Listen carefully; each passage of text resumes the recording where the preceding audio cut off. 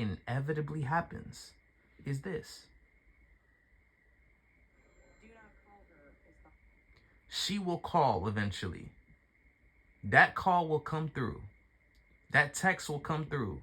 That friend request will come through. That DM will come in.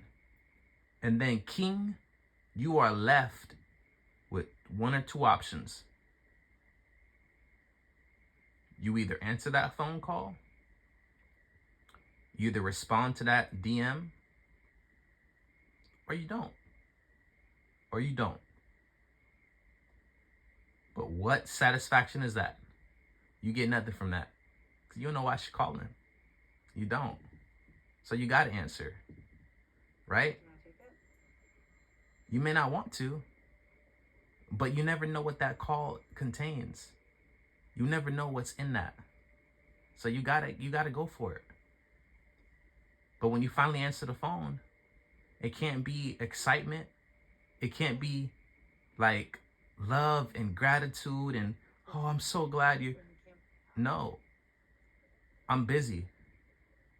What's going on? Did you need anything? What's up? Because if you did it right, if you entered the situation the right way, you said, but when she says she can't do this, she can't give you what you want, you have to be the one to say, you know what? That's fine. You're gonna walk away? Cool, that's fine. Also, you can walk away and say, you know what? I can't do this, which is actually what he did as a result of her saying she couldn't do it. But all right, fine. Would he have her number saved as? Don't call her. As a reminder for himself, do not call her. Don't settle. Don't go weak. Don't go back to that. It's been months. It's been months.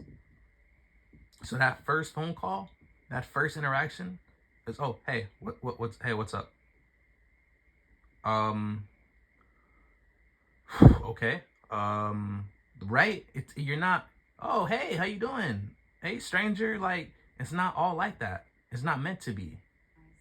Because in order for you to go on those months, you had to have buried that. That is the result of, look at that face.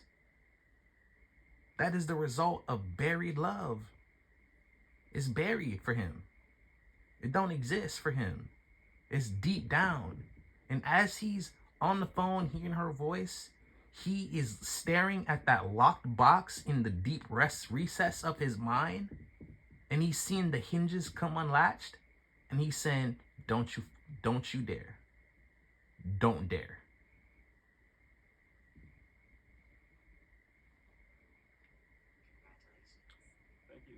He's not into this.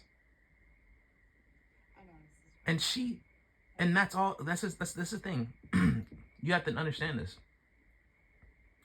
It's not when you want to come around. It's not. I said it's not when you want to come around. The things just automatically just get back there. It's not like that. It's not like that. You've had this man on a ledge. Literally on a ledge. And he had to finally say, man, this ledge is going to run out of room pretty soon. And I don't have it in me to get to that point. I'm just going to jump off.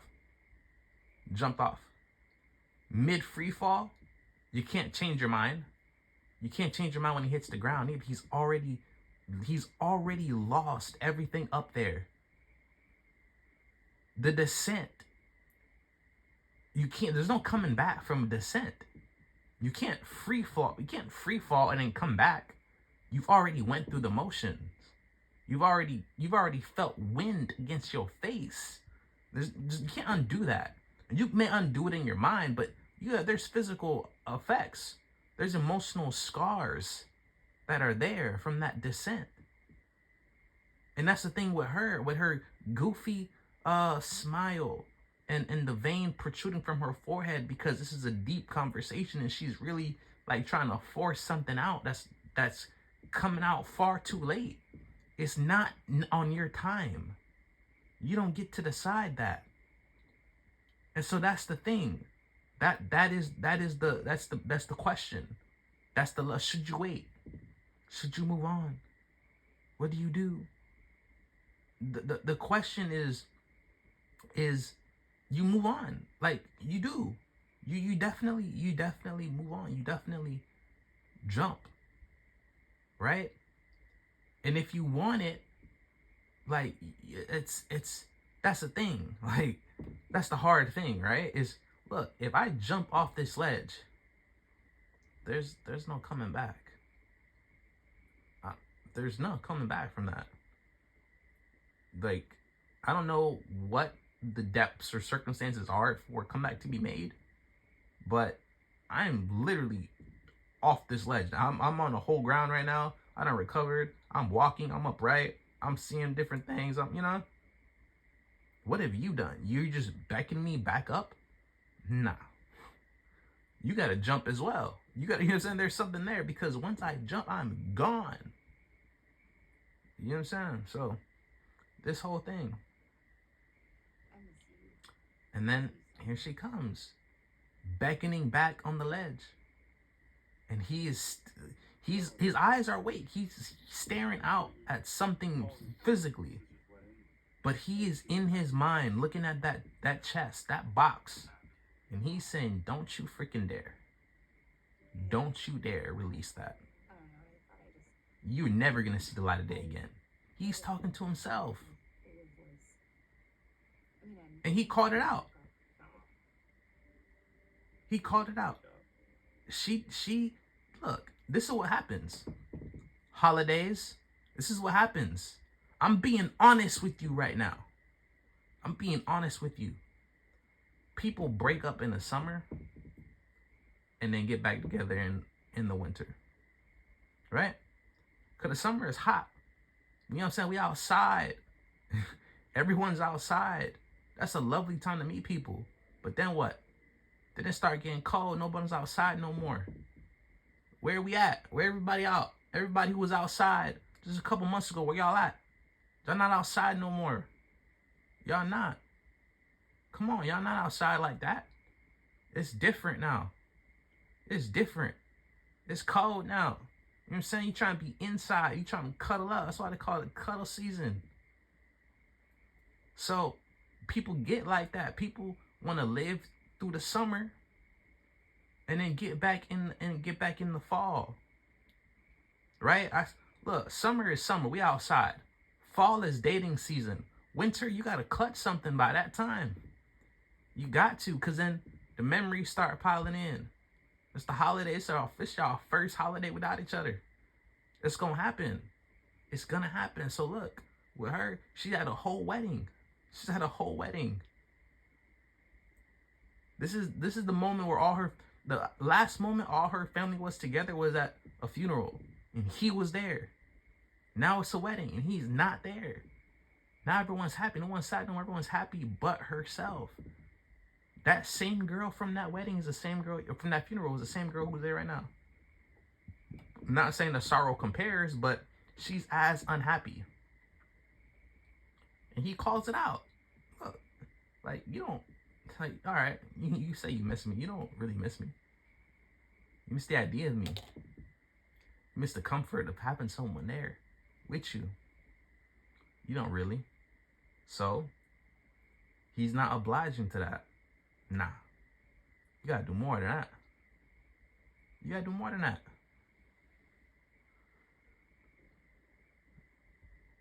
And then then she realizes it.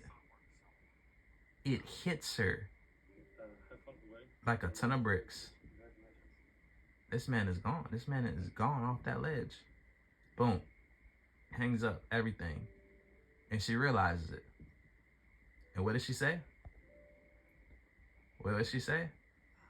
Yeah, I messed up. You realize it, but it's too late. And so the only other thing to do in movie land is to have her run across the town, drive over there, win him back. But that doesn't happen in real life. You're late. Your gal's not gonna move at you like that, bro. Unless you a real like that. If you were that guy for real, she'll make all the moves she needs to make. But if you're not him, pal, you know what I'm saying? If you're not him, then she's not moving like that for you. So you got to be ready to make. So there's a risk. Because here she is, and you could say, man, I could get her back right now. I can get her back right now. But if you open that chest, that's a risk, boss. But the risk is to say no is that, man, you had a real chance at this. Because she calling back. I mean, that's real. But if you say no to that, that means you really closed the case. You get what I'm saying? So it's like the idea is that your recovery game has to be so swift that you are really far past that. So that if that call comes through and you decide, nah, I'm against it, then your recovery game is already there. So you don't have to worry about the past and what's lost. You don't gotta worry about that. If your recovery game's not swift and you go that route, man, you're gonna be sick. You're gonna be triple times as sick as her. You gotta make sure that recovery game right before you get that call. And here we go. You know what helps with that recovery game? I'm gonna let you know. It's one thing. It's one thing. Look, that's recovery game and relapse. This is recovery game. That's recovery game, bro. You find someone who's actually into you, where you're not trying so hard. You're not making all the effort. You know how hard it is to when you not in a situation no more. You making all that effort to get back. That's crazy. You're making all that effort to get back. Meanwhile, you got somebody here who really is into you. That's crazy. That's crazy. I know what it's like. You know what I'm saying? You with somebody, and then somebody giving you that eye. They giving you them eyes, dog. But you in a situation, you're not even trying to go there. When you finally leave that situation, whoop. You know what I'm saying? You wait your little time, you gotta wait, whatever. Boom, my eyes is still there. You go for it at that point. You go for it. It's like, that helps your recovery a lot.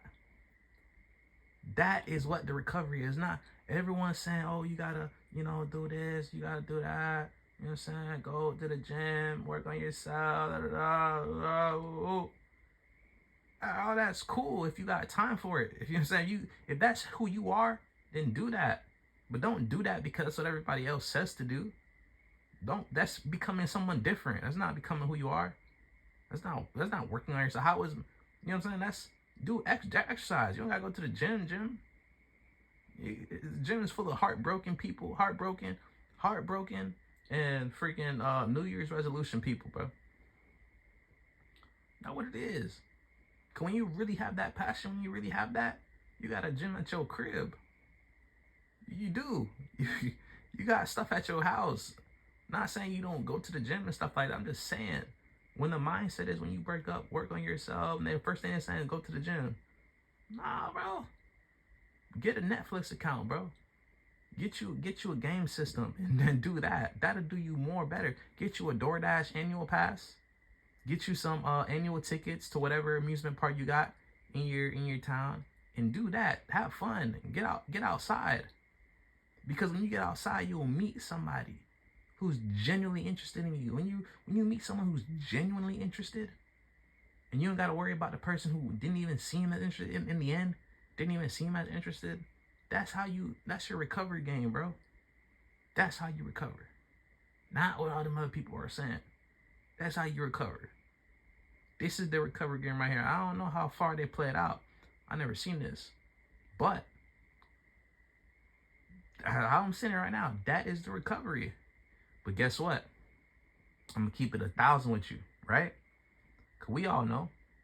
And I don't need you to be, elaborating more about it in the comments, because I know, and I'm going to break it down. That recovery right there, she's not the same. You don't feel for her the same way you feel for the other one you just lost. I'm going to be honest with you. You're not going to feel the same way. But, is it recovery? Yeah. Are you playing around? No, you're not playing around. You are in a mutual, we're talking. Like, you're in the mutual that. If you're in a mutual boyfriend girlfriend, that's cool.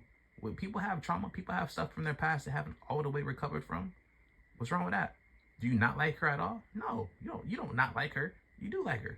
It's just not the same. It's just, there's difference. Like, that was the one you loved. So it's gonna take a while for you to unlock that box. That's all I'm saying. So the people are, oh, it's not even worth it then. Maybe you should just relax, chill till you find that. You can't find it by sitting inside the house. You gotta find it by, you don't know that until you interact with her. Once you interact with her, that's when you get that look in your eye like, man, it's not the same. You don't know that though until, that's why it's part of the recovery. You got to be outside and you got to know her. You got to meet her. That's your recovery. You got to. And more oftentimes than not, her, she's gonna be willing to help you through that. She's gonna understand. And you ride that recovery. He's still early in it, but you ride that recovery until, not saying with that same person, but you know, whatever your thing is, you ride that recovery until boom, you either run into her again on the flip side and y'all are two better people, or boom, you run into the version that you wanted. You run into what you wanted. Genuine interest. Mutual general interest. That's the name of the game. Mutual, genuine interest. No cat and mouse. It's not games. It's not nothing like that. It's not like, oh, when should I text or when should I not text? And man, what should I say? Where's the first date? No, it's genuine interest. This is a mutual thing.